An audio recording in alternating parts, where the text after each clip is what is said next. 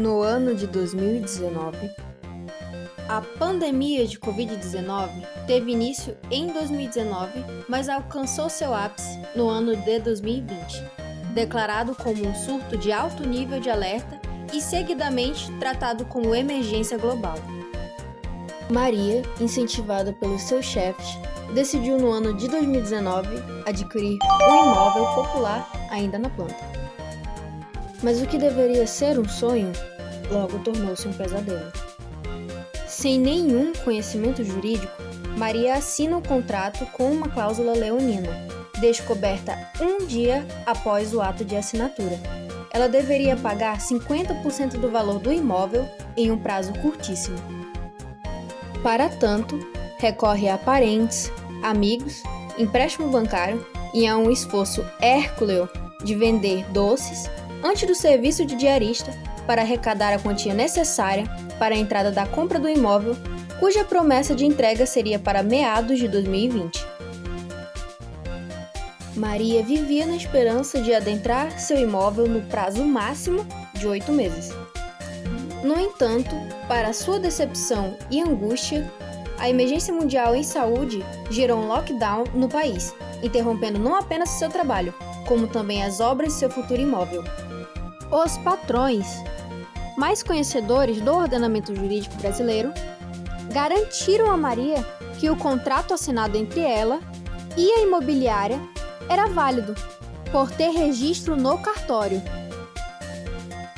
Em desespero, dado o fato de estar impossibilitada de trabalhar e, por consequência, sem ter como pagar o aluguel, Maria, ciente de que já terem passado 6 meses do pagamento da entrada, vai à imobiliária averiguar a possibilidade de adentrar o imóvel, mesmo em obras. Para sua surpresa e indignação, descobre que as obras estão muito atrasadas e que o imóvel não poderia ser entregue nem nos 2 meses que ainda restavam.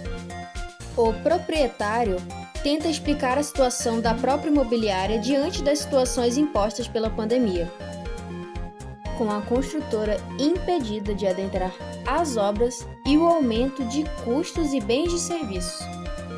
Mas o empresário se utiliza de termos que não faziam sentido para a leiga Maria, dentre os quais negócio jurídico, revisão contratual, adicional de custos, situações excepcionais de imprevisibilidade e pacta sunt servanda, as quais deixaram Maria ainda mais confusa e em desespero por não ter a quem recorrer. Levando consigo todos os termos que haviam lhe dito, Maria retorna para casa e procura auxílio na Defensoria Pública do Estado, para que um operador do direito lhe pudesse ajudar. Desta forma, surge a presença de Aramel, que no papel de advogado aceita conduzir e instruir Maria acerca de seus direitos. O caso é levado a juízo, onde perpassa por julgamento e representação legal de Maria, realizada por Aramel. A cláusula abusiva em que Maria estava envolvida é passível a ser questionada, por conter elementos que a posicionavam em desvantagem com relação ao contratante. Entretanto, essa indagação só pode ser feita após a alteração do Código Civil de 1916. No Código Civil de 1916, cláusulas abusivas não poderiam ser recorridas uma vez abordadas. O tradicionalismo era presente na época, que causava uma desvinculação da Constituição, onde o contrato faz as leis entre as partes aplicadas em níveis absolutos. Esse conceito de plena ciência das capacidades recebe o nome de pacta sunt servanda. Com a alteração do Código Civil, a condição de vinculação extrema foi relativizada.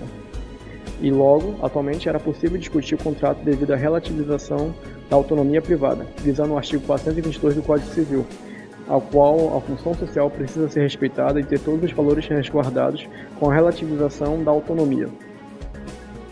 Graças a essa mudança, as eventualidades que acontecem mediante o contrato também devem ser consideradas.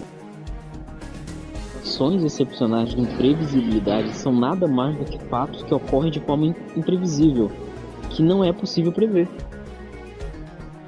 Por exemplo, o valor dos insumos, a base econômica que afeta a execução de contrato. a denominada teoria da imprevisibilidade. Um ato jurídico é elegível se constitui da vontade de declaração expressa de uma relação jurídica entre dois ou mais sujeitos, onde ambos imputam a si direitos e deveres. A revisão contratual permite que ambas as partes propusessem a mudança das condições de contratos já assinados, visando a situação econômica a fim de concluir o acordo, como no caso de Maria e o adicional de custos. Consequentemente, decorre revisão contratual, quando se adiciona custeamento que anteriormente não foram previstos dentro do orçamento, recurso usufruído pela construtora. Cláusula leonina viola a proporcionalidade entre as partes, criando condições desvantajosas para a contratante e podendo resultar na nulidade desta, como previsto no artigo 478 do Código Civil. Resolução de contratos por onerosidade excessiva, que pode ocorrer em situações de acontecimentos extraordinários e imprevisíveis. Desta forma, solicito a suspensão do acréscimo à prestação, bem como a nulidade da cláusula abusiva na qual Maria estava vinculada, e a restituição dos valores pagos decorrentes da prática abusiva da contratada, uma vez que os valores determinados anteriormente foram pagos à custa das consternações de Maria. Reconhecido as abusividades contratuais por parte da contratada, à luz do artigo 478, levando em consideração a causa extraordinária como a pandemia de Covid-19, reconhecendo a Maria como polo hipossuficiente da relação. Assim, houve a revisão contratual e suspensão da cláusula abusiva. Maria foi indenizada referente à cláusula abusiva e ao aumento nas prestações, sendo-lhe restituído os valores indevidos já pagos, com a correção de 20%, bem como foi determinado a entrega do imóvel nas condições contratadas. Desta forma, é possível concluir que todos devem ter acesso ao direito, independente de condições financeiras ou até mesmo acesso ao conhecimento jurídico.